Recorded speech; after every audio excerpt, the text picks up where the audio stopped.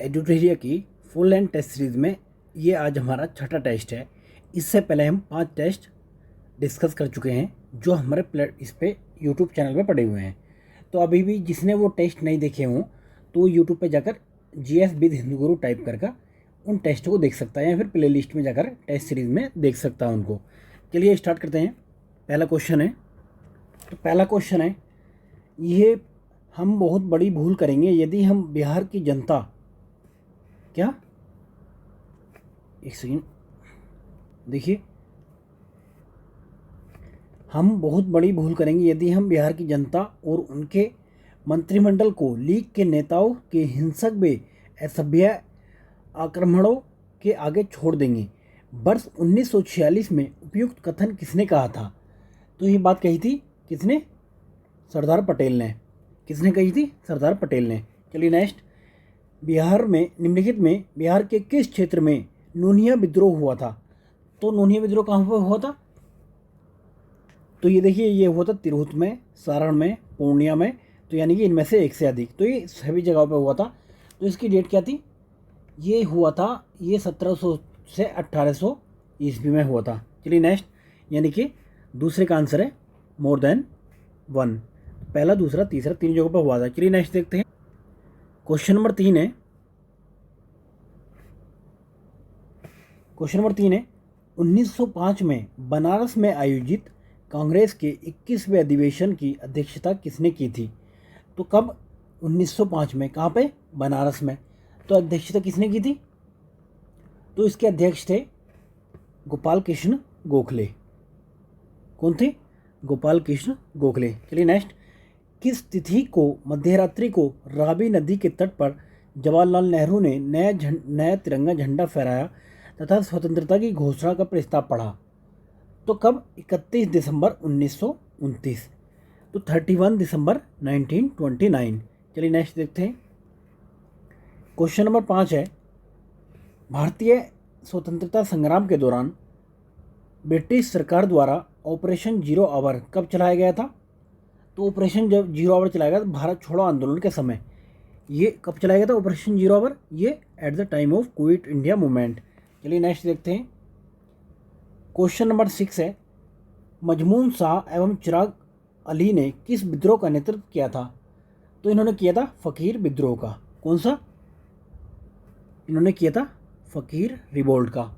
ये फ़कीर रिवोल्ट कब हुआ था? ये हुआ था 1776 से 77 के बीच में। ठीक है, चलिए नेक्स्ट क्वेश्चन देखते हैं। क्वेश्चन नंबर 7 है,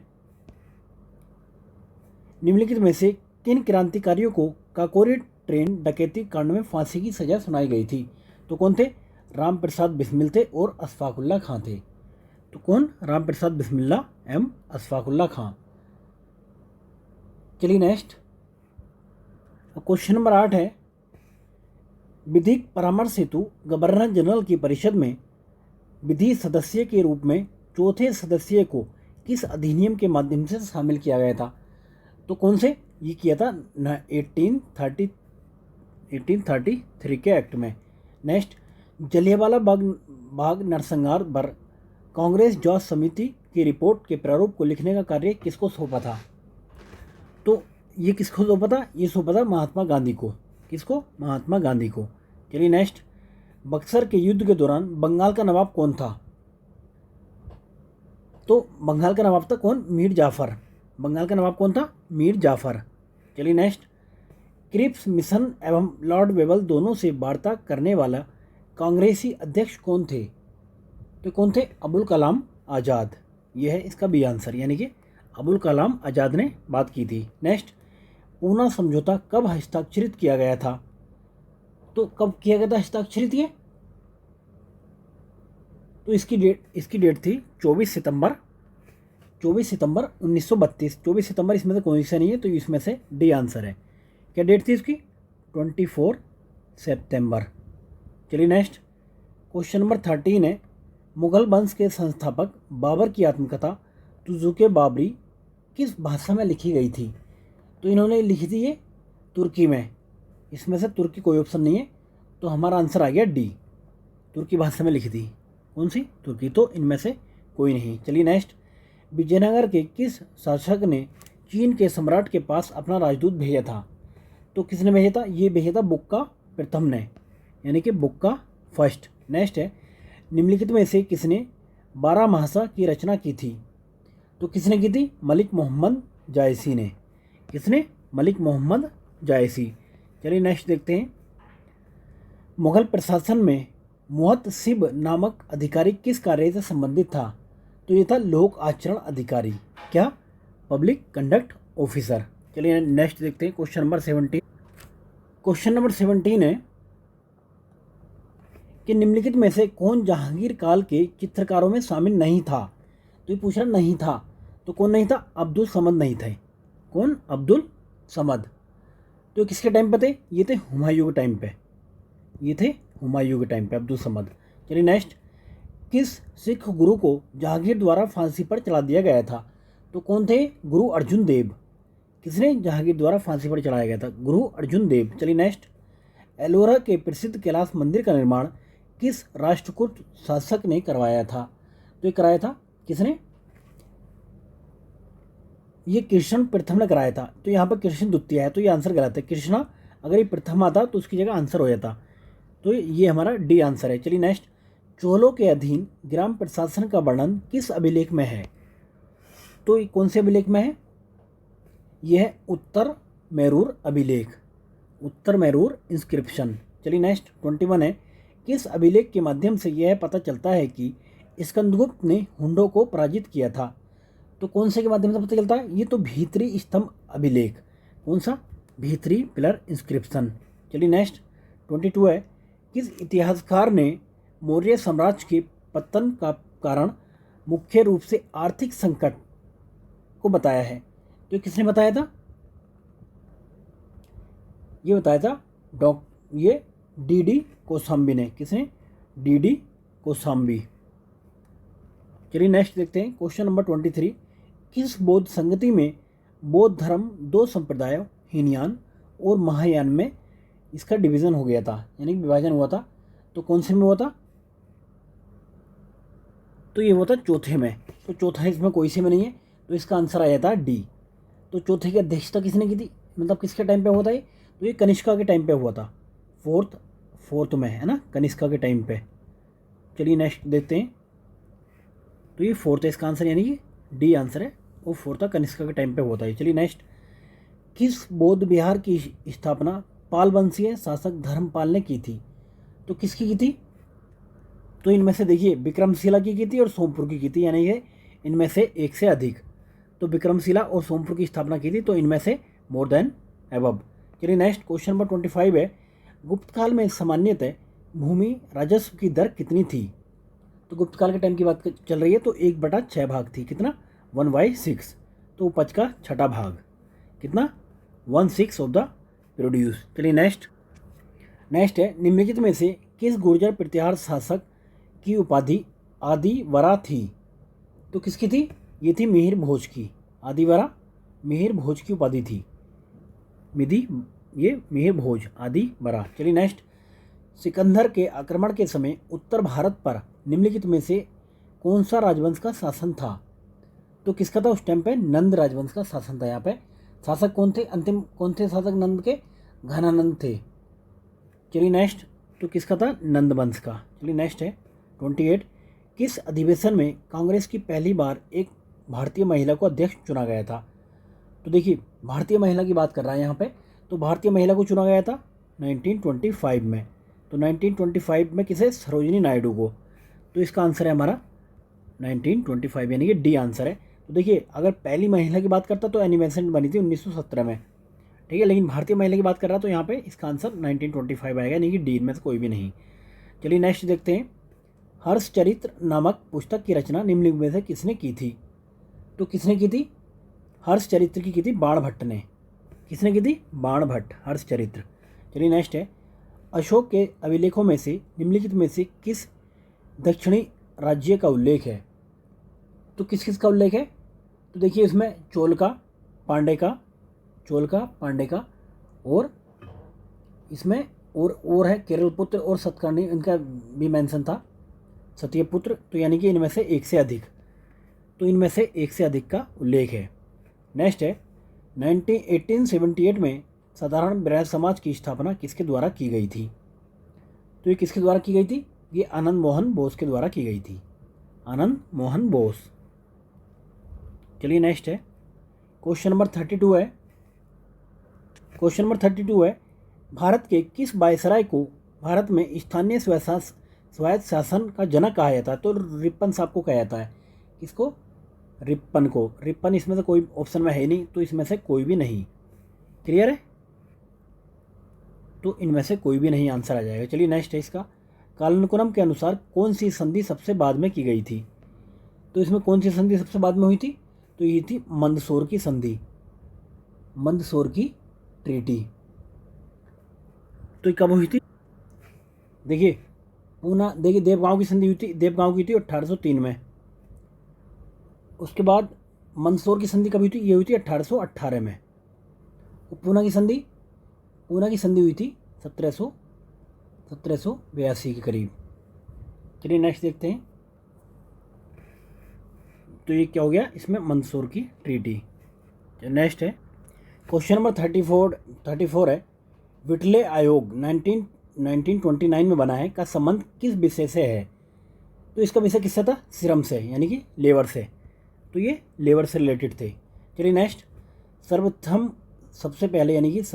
किस भारतीय ने ब्रिटिश हाउस ऑफ कॉमन्स का चुनाव लड़ा था?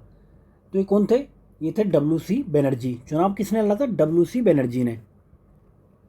चलिए नेक्स्ट है, बिहार में गांधी द्वारा पहला स्कूल कहाँ पर स्थापित किया गया था? तो आप जानते होंगे, तो ये किया गया था बडरवा लसन गांव। तो ये है हमारा पहला आंसर। चलिए नेक्स्ट, निम्नलिखित में से किसे आधुनिक बिहार का निर्माता माना जाता है? तो कौन है, किसको माना जाता है?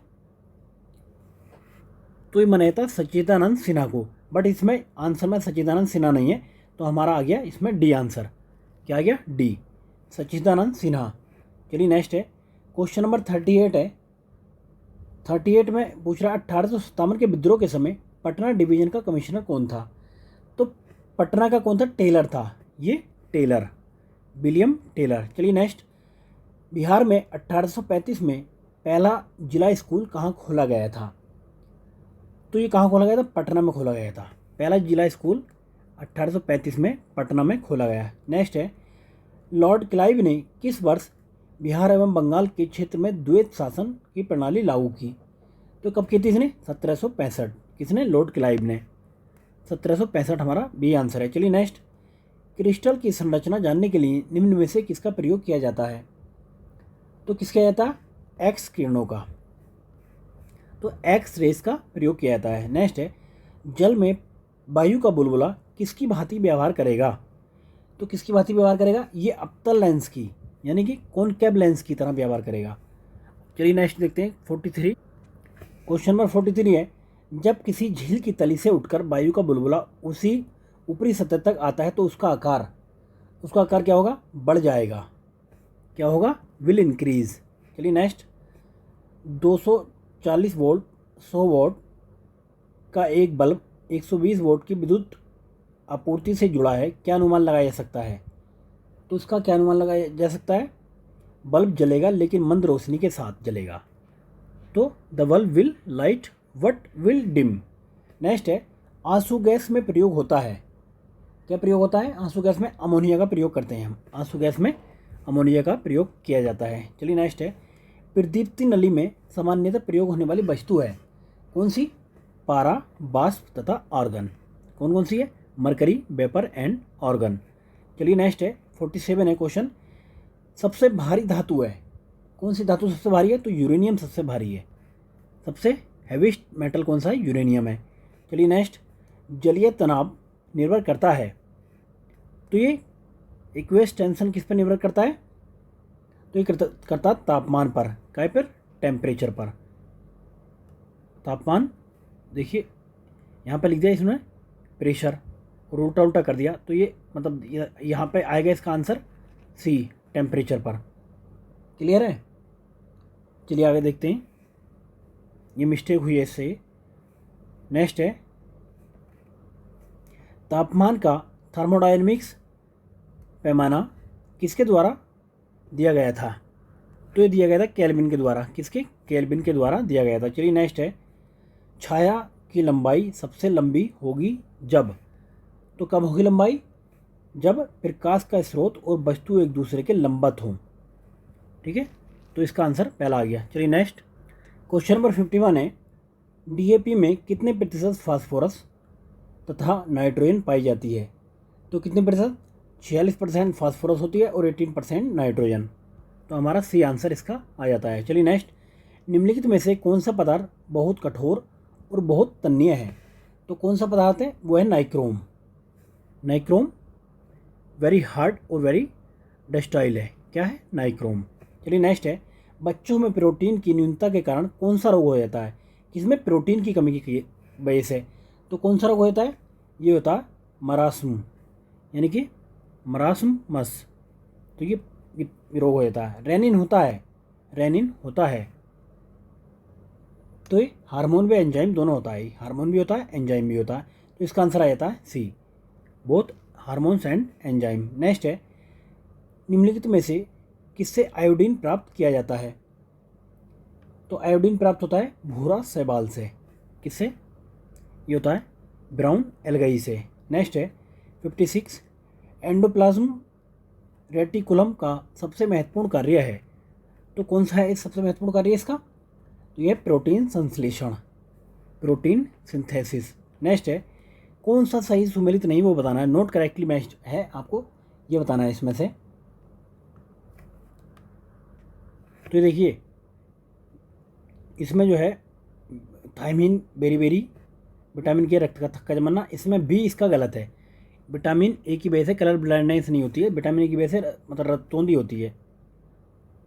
सही है नहीं? चलिए आगे देखते हैं। नेक्स्ट है क्वेश्चन नंबर 58 है, प्रोटीन पाचन का प्रथम स्थान कहाँ है? तो कहाँ है? यह है अमाशय में, इसका मतलब स्टोमक में। नेक्स्ट है 59, कौन सा हार्मोन स्टेरॉयड है? तो कौन सा हार्मोन है स्टेरॉयड? यह है एस्ट्रोजन।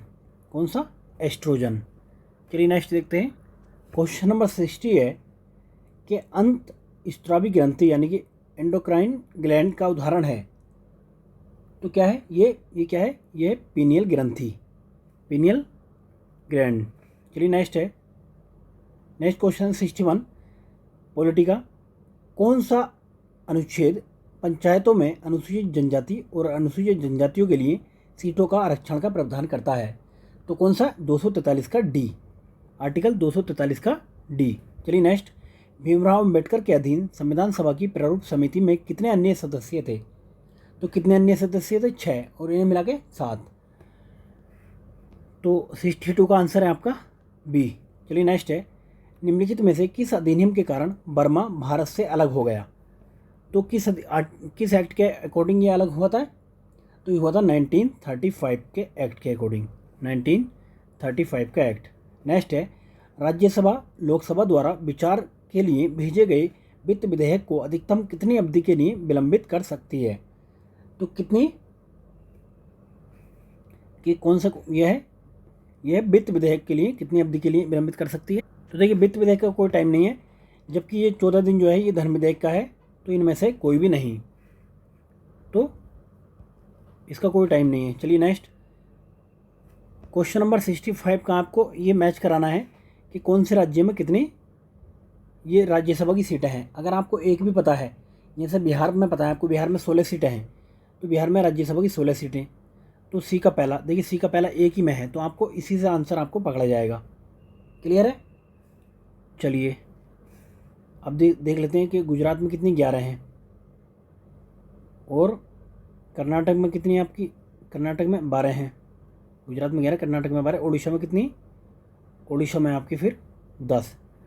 चलिए नेक्स्ट है, क्वेश्चन नंबर 66 है, कौन पद की शपथ नहीं लेता है? तो कौन नहीं लेता? देखिए स्पीकर पद की शपथ नहीं लेता है। नेक्स्ट, संविधान के किस आर्टिकल में वयस्क मताधिकार को मान्यता दी गई है?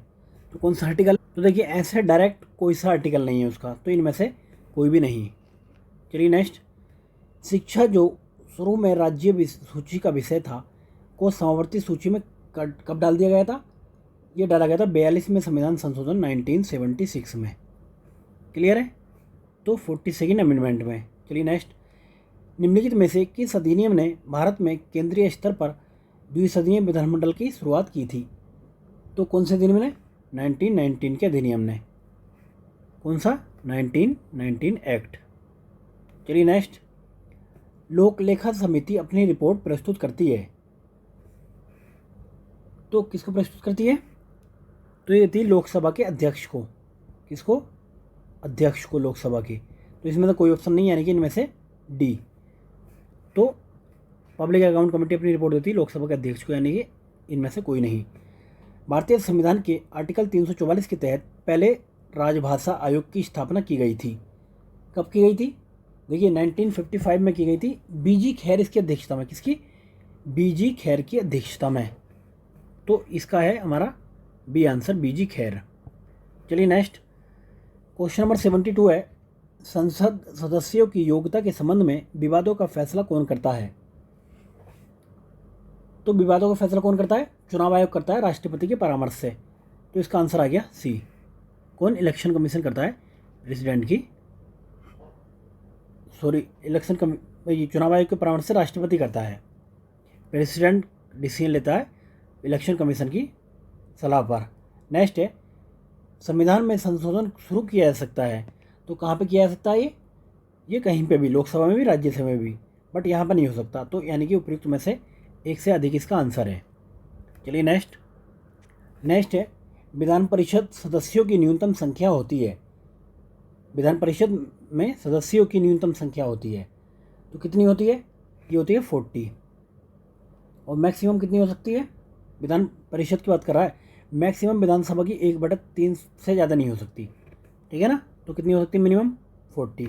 चलिए नेक्स्ट, संघ लोक सेवा आयोग अपनी वार्षिक प्रतिवेदन किसको देता है? यानी कि यूपीएससी किसको देता है? राष्ट्रपति को देता है।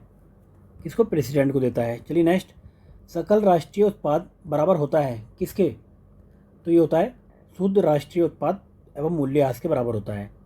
तो net national product, NNP and depreciation.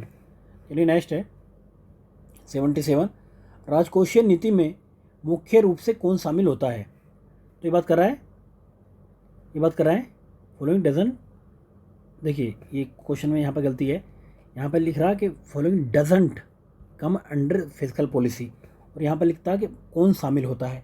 तो इसका तो मतलब ये गलत हो जाएगा ना फिर, तो इसको काट लो। इसमें है कौन शामिल होता है, तो देखिए कौन? करारोपण होता है इसमें, टैक्सेशन, पब्लिक बोरोइंग होता है और पब्लिक एक्सपेंडिचर होता है, यानी कि उपयुक्त में से एक से अधिक।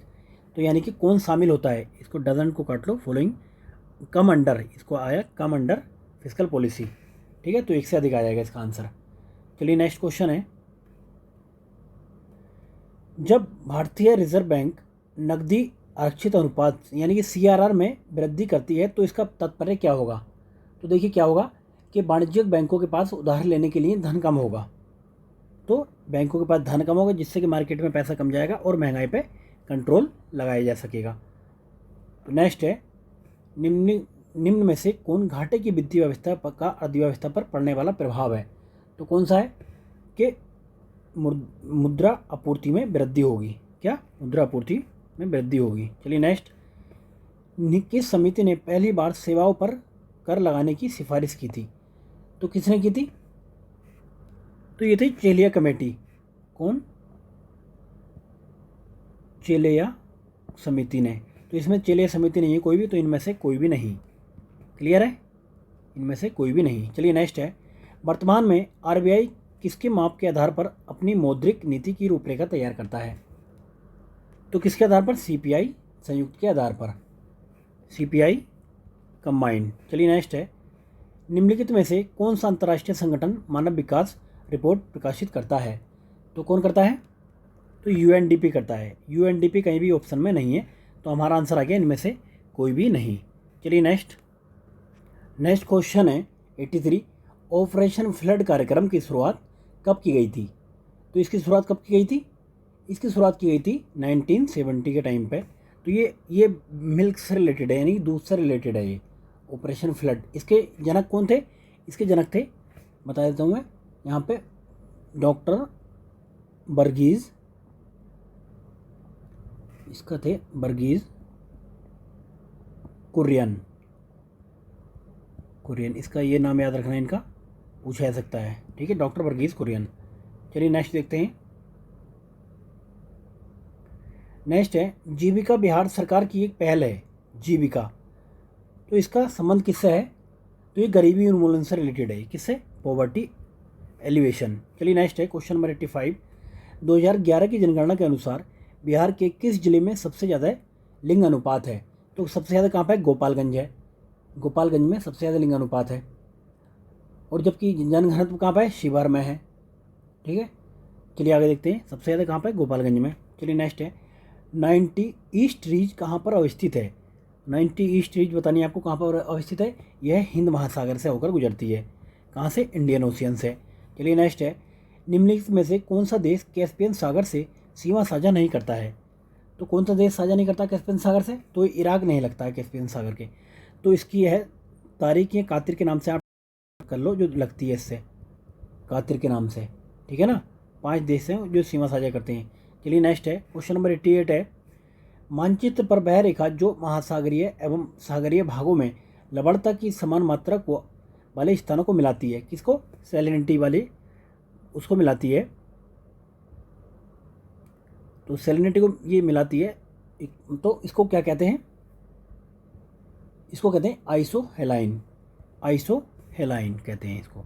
चलिए नेक्स्ट है कोहन एक लेगुन झील नहीं है, तो बताना है इनमें कौन सी नोट एक लेगुन लेक है। तो कौन सी है? देखिए पेरियल लेक।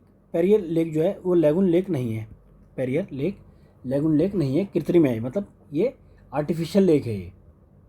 तो ये कहाँ पे है? ये आपकी पेरियल लेक कहाँ पे है? ये केरल में है। नेक्स्ट है 2011 की जनगणना के अनुसार लिंगानुपात के संदर्भ में निम्नलिखित राज्यों का अवरोही क्रम बताना आपको, सेक्स रेशियो के इसमें। तो देखिए सबसे ज़्यादा कहाँ पे? केरल में, उसके बाद तमिलनाडु, केरल तमिलनाडु, उसके बाद आंध्रा, फिर छत्तीसगढ़। तो सी आंसर हमारा इसका आ जाएगा। चलिए नेक्स्ट है संयुक्त राज्य अमेरिका की बृहत झीलों का पूर्व से पश्चिम तक बताना है आपको। पूर्व से पश्चिम तक बताना है आपको। तो सबसे देखिए पूर्व में कौन है? ऑन्टेरियो है, उसके बाद ह्यूरन है, इरी है, ओंटेरियो, इरी, और उसके बाद में ह्यूरन है, उसके बाद में मिशिगन है, फिर सुपरिया है। ठीक है, तो ये क्रम है इसका। तो पहला इसका आंसर सही बन जाता है। तो पहला आंसर है। चलिए नेक्स्ट देखते हैं क्वेश्चन नंबर 92 है साक्षरता दर की गणना के लिए आयु सीमा क्या है? तो कितनी? 7 वर्ष से ऊपर, यानी कि एबव 7 ईयर। चलिए नेक्स्ट है राष्ट्रीय जलमार्गों में कौन सा ही सुमेलित है? ये बताना है आपको। देखिए आप इसको बहुत ध्यान से रहिए, यहाँ पर नोट करेक्ट मैच कितना मतलब ब्लंडर किया गया है इसमें, तो आप छोटी छोटी गलतियों को ऐसे नोट कर लें। तो इसमें नोट करेक्ट है और यहाँ पर करेक्ट है, सही है कि नहीं? चलिए अब देखते हैं हम। तो जो NW1 है वो प्रयागराज से हल्दिया तक जाता है। NW2 है ये सादिया से धुबरी तक है। NW3 है नेशनल वाटरवे, वो कोट्टम से कोल्लियम तक है। यानी कि सही सुमेलित की बात करा तो इनमें से एक से अधिक इसका आंसर है। और जबकि नोट सुमेलित में तो मतलब कुछ और ही आंसर आएगा इसका, है ना? तो गलत कोई भी नहीं है, मतलब फिर भी यही आएगा, लेकिन ऐसे ओब्लिक में करके आएगा फिर आंसर। तो है इसका आंसर यही है ना। करेक्टली मैच बताना आपको, नोट करेक्टली नहीं, करेक्टली मैच। क्लियर है? चलिए आगे देखते हैं बाबू बुदन की पहाड़ियाँ किस राज्य में स्थित हैं? तो ये बताना है बाबू बुदन की पहाड़ियाँ कहाँ पे? कर्नाटक में है। ये कहाँ पे? कर्नाटक में, लोहे के लिए फेमस है कर्नाटक। चलिए नेक्स्ट निम्नलिखित नदियों पर विचार करना है, नदी कौन सी अरुणाचल प्रदेश से होकर बहती है? तो कौन सी अरुणाचल प्रदेश से होकर बहती है ये बताना है आपको। तो देखिए लोहित और सुबनसिरी होकर बहती है, बल्कि बराक नहीं बहती है। तो दूसरा और तीसरा इसका आंसर है, दूसरा और तीसरा। चलिए नेक्स्ट देखते हैं निम्नलिखित पर्वत चोटियों का पूर्व से पश्चिम की ओर बताना है आपको। इनमें से जो है ईस्ट टू वेस्ट आपको लगाना है। तो सबसे पूर्व में पहले कौन सी आएगी? पहले आएगी इधर कंचनजंगा, कंचनजंगा आएगी पहले। उसके बाद पश्चिम की तरफ को मकालू आएगी, उसके बाद एवरेस्ट, फिर अन्नापूर्णा आएगी इधर। तो इसका आंसर हुआ आपका सी।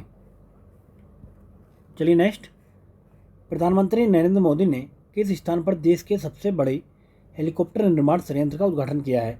तो वेरी मोस्ट इंपॉर्टेंट, ये UPPSC में पूछा भी गया है। तो कहाँ किया गया है? ये किया गया है आपका तुमकुरू कर्नाटक में। चलिए नेक्स्ट निम्नलिखित में से किस देश ने ऑस्ट्रेलिया को हराकर पहली बार डेविस कप खिताब जीता है? तो किसने जीता? ये कनाडा ने जीता ऑस्ट्रेलिया को हराकर। क्लियर है? तो ये कहाँ पे हुआ था? ये हुआ था स्पेन में। चलिए नेक्स्ट देखते हैं। तो जीता है कनाडा ने। नेक्स्ट है, हाल ही में हिमाचल प्रदेश के नए मुख्यमंत्री कौन बने हैं? तो हिमाचल प्रदेश का सीएम बताना है कौन बने हैं। तो ये बने सुखविंदर सिंह सुक्खू। सुखविंदर सिंह सुक्खू। चलिए नेक्स्ट है, अब इसके साथ में आपको बता दूं कि हिमाचल प्रदेश का राज्यपाल कौन है।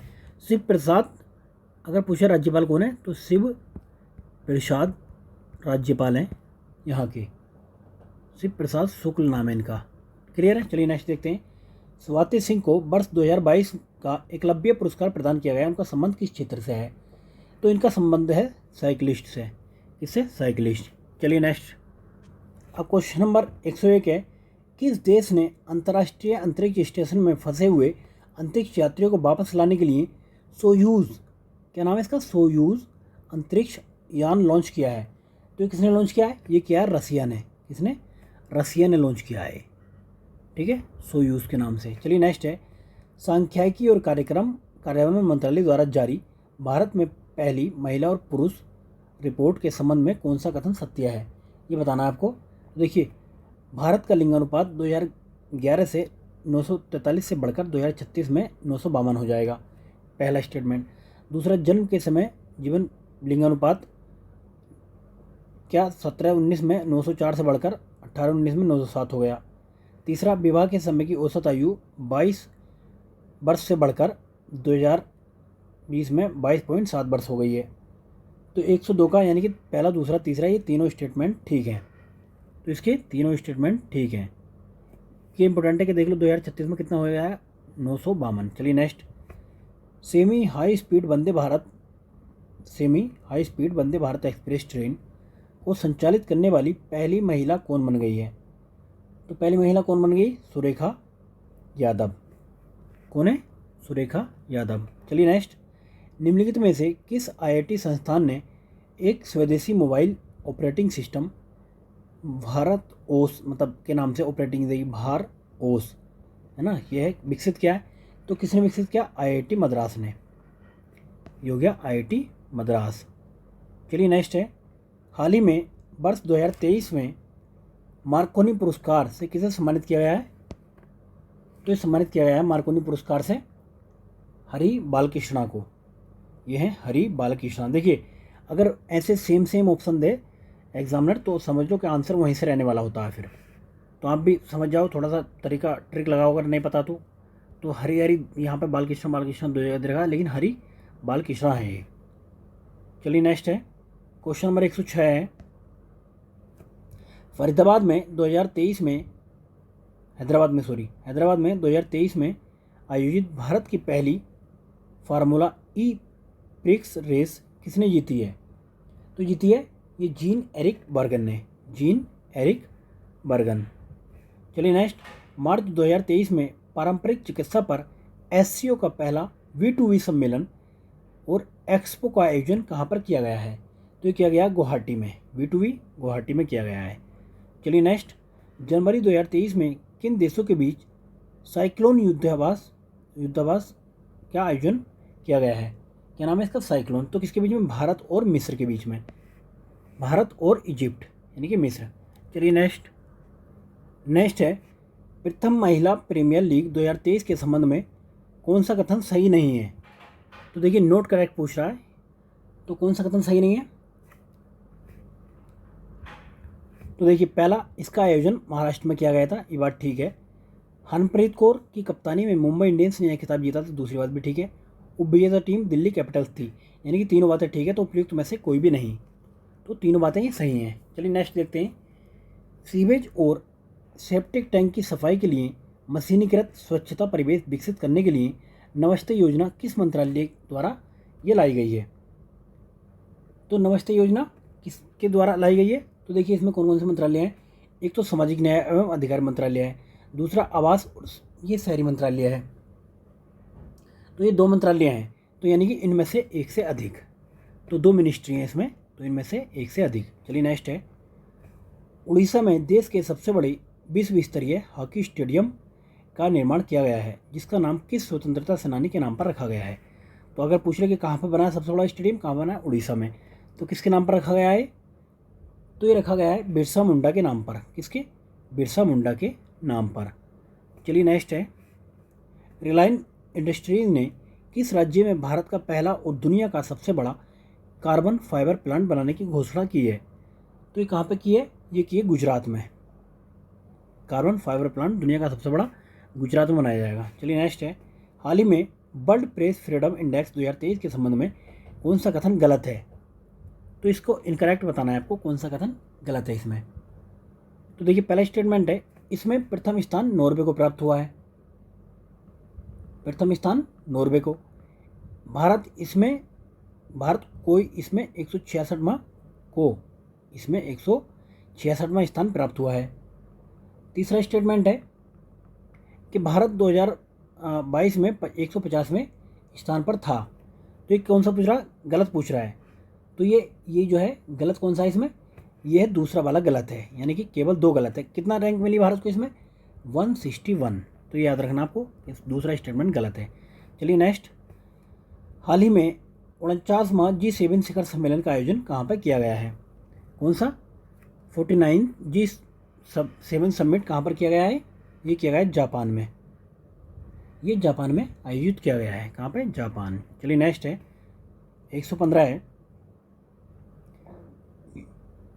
जर्मनी में आयोजित अंतर्राष्ट्रीय सुपर कंप्यूटर सम्मेलन में भारत के किस AI कंप्यूटर ने शीर्ष 500 में अपनी जगह बनाई है?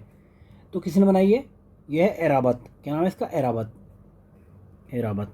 चलिए नेक्स्ट है, देखिए फ्रेंड्स, अगर आपको ये चीज़ समझ में आ रही है कि मैं सिर्फ यहाँ पे हिंदी वाला पढ़ रहा हूँ और इंग्लिश का भी मैं आपको दिखा देता हूँ कि इंग्लिश का भी आपको पढ़ना है तो मन करे तो पढ़ लो।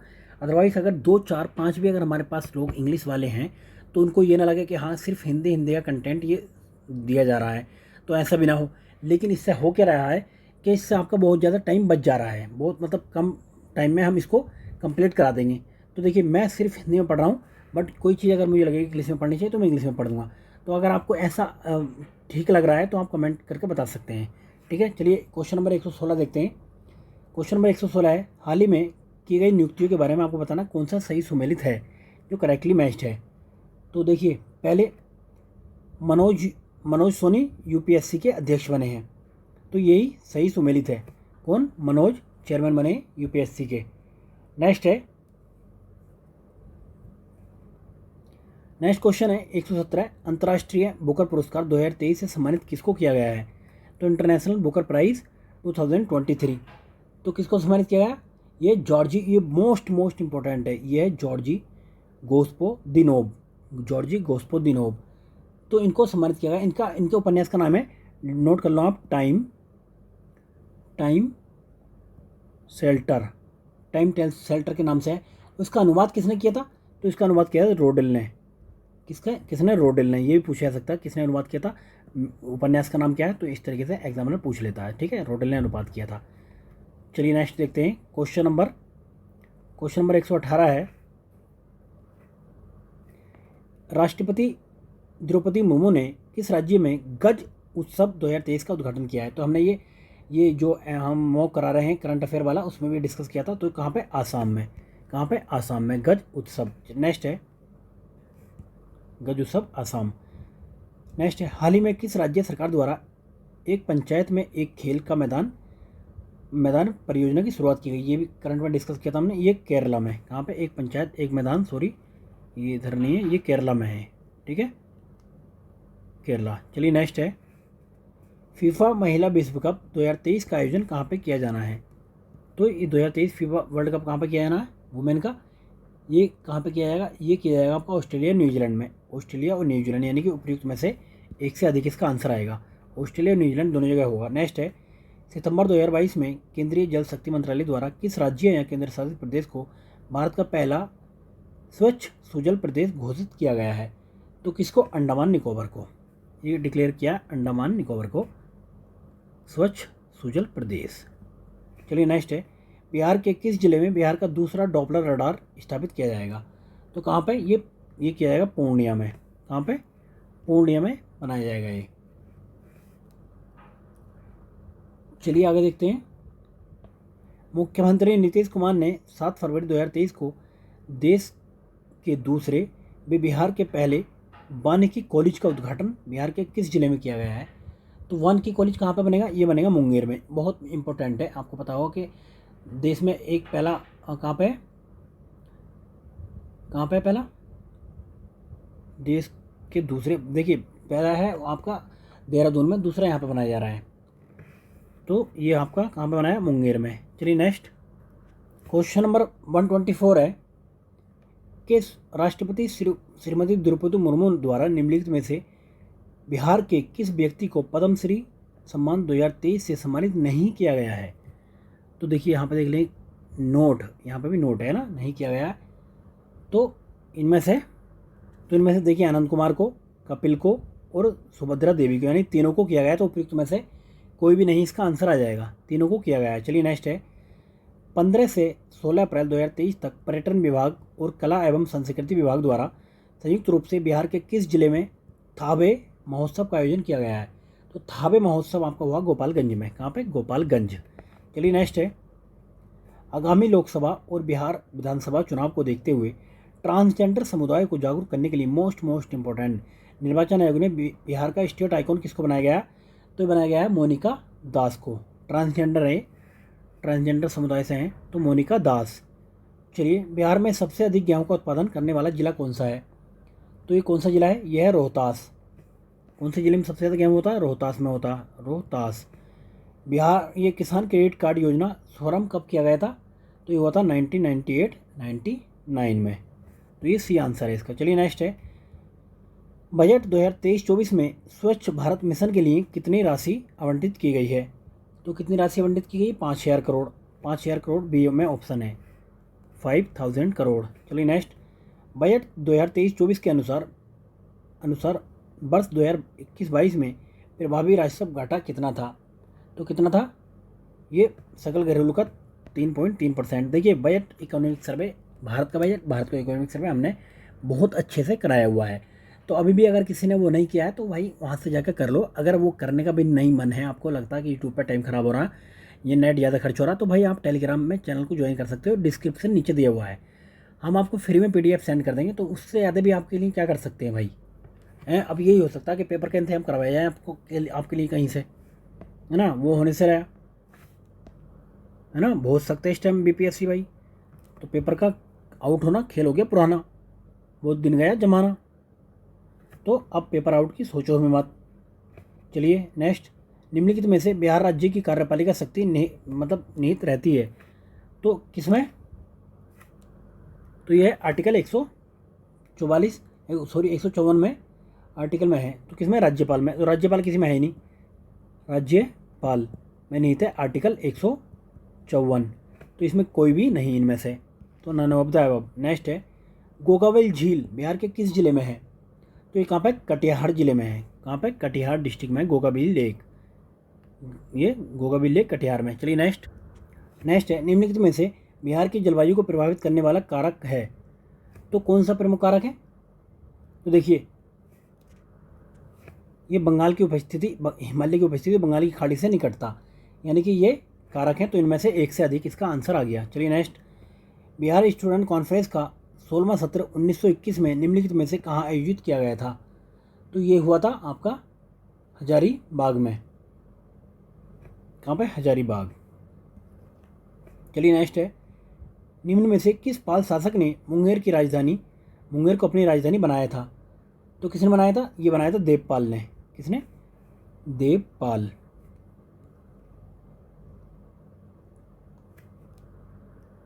अब क्वेश्चन नंबर है 136 पुर्तगाली बिहार में से कौन सी वस्तु व्यापार के लिए ले जाते थे? तो कौन सी? सूती वस्तु। कौन सी थी? Cotton cloth. नेक्स्ट है 137 बिहार में state industrial development corporation limited मुख्यालय में से कहाँ पर स्थित है? तो यह पटना में। कहाँ पे? यह पटना में स्थित है। चलिए नेक्स्ट है बिहार की सबसे ऊंची चोटी निम्न में से कौन सी है? तो कहाँ पे? ये सोमेश्वर चोटी। ये कहाँ पे? ये पश्चिमी चंपारण का हिस्सा है, पश्चिमी चंपारण में। चलिए नेक्स्ट है सोमेश्वर हिल। इसकी ऊंचाई कितनी होगी? ऊंचाई होगी करीब इसकी 450 मीटर के आसपास में, 450 मीटर। नेक्स्ट है नेपाल से बिहार के किस जिले की सीमा सबसे लंबी है? नेपाल से बिहार के किस जिले की सीमा रेखा सबसे लंबी मतलब साझा करती है, तो ये कौन सी है? पश्चिमी चंपारण। कौन सा? पश्चिमी चंपारण। चलिए नेक्स्ट है, निम्नलिखित में से द बिहार हेराल्ड नामक प्रकाशन किसने किया था? तो कौन सा? The Bihar Herald. किसने किया था? ये किया था गुरु प्रसाद सेन ने। गुरु प्रसाद सेन। चलिए नेक्स्ट है, अभी देखिए 10 क्वेश्चन का मैं आपको आंसर बता देता हूँ, जिसका आपको सोल्व करना नहीं है तो फिर आप कमेंट करके बता सकते हो अगर आपको लेक्चर चाहिए कि नहीं चाहिए। भाई खुद से ही कर लो तो अभी बहुत अच्छी बात है, नहीं तो आप बता दो, उसके लिए हम एक मतलब सर को हायर करेंगे और उनसे कराएंगे सारा ही मैथ के क्वेश्चन। लेकिन आपको कोई ज़रूरत नहीं लगती तो कोई कमेंट वगैरह भी नहीं करता, नहीं है तो कोई मसला नहीं है। जो लोग को और 4-5-6 लोगों को फ़ायदा हो रहा है इससे तो देख सकते हैं भाई। तो पहला इसका देखिए 142 में का, पहले तो हम 140 में देखेंगे ना। 141 का आंसर है आपका सी। क्या है आंसर? 141 का सी है। 142 का आंसर है आपका बी। 142 का आंसर, एक मिनट वेट करें यार, इसका आंसर है बी। 143 का आंसर है आपका बी और 144 का आंसर है आपका बी। अब ये मैं सोच रहा हूँ कि सारे आंसर बी निकले तो बी आंसर मार्क आएंगे, तुक्का मार के आ जाएंगे, ऐसा तुक्के उक्के नहीं चलते हैं भाई। तुक्के की भी अलग एक परिभाषा होती है। चलिए 145 का आंसर है आपका सी। 146 का आंसर है, 146 का आंसर है आपका बी, सॉरी 146 का बी है। 147 का आंसर है, 147 का भी बी है। 148 का भी बी है, मतलब क्या जानबूझ के डाले गए क्या ये? 149 का आंसर है आपका बी। सारे बी में मत मार्क आया ना यहाँ पे निकल रहे हैं तो। 150 का आंसर है आपका ए। तो फ्रेंड्स ये हमारा टेस्ट नंबर 6 कंप्लीट हो गया। बाकी जितने भी टेस्ट हैं हम जल्द से जल्दी कंप्लीट करने की कोशिश करेंगे। देखिए इतनी फास्ट से हम इसलिए चल रहे हैं कि अभी जो है बिहार शिक्षक भर्ती का एग्ज़ाम है, अभी 2-3 दिन और रह गए हैं वहाँ पे, मतलब 24 तारीख से है। तो हम कोशिश कर रहे हैं कि उन बच्चों का भला हो जाए जो बिहार शिक्षक भर्ती की परीक्षा दे रहे हैं और हमारे टेलीग्राम चैनल पर जुड़े हुए हैं और हमें मैसेज करके बोलते हैं कि सर प्लीज़ थोड़ा सा तेज़ कराइए। तो देखिए भाई इतना तेज़ करा रहे हैं कि आज हमने आपको, देखिए अब क्लास मिलेगी आज आपको, एक तो क्लास मिलेगी आपको क्लास मतलब टेस्ट नंबर 9 10th मिलेगा, करंट अफेयर का मॉक टेस्ट है जिसमें 100 क्वेश्चन रहेंगे। दूसरा ये 150 क्वेश्चन का रहेगा। अगर आपको करना है तो मैं दूसरा 11th तो 12th जो लास्ट टेस्ट है वो भी आज ही करा देता हूँ, तो कमेंट करके बताइए आप। तो चलिए फ्रेंड्स, हमारे साथ बने रहने के लिए बहुत बहुत धन्यवाद। Thank you so much.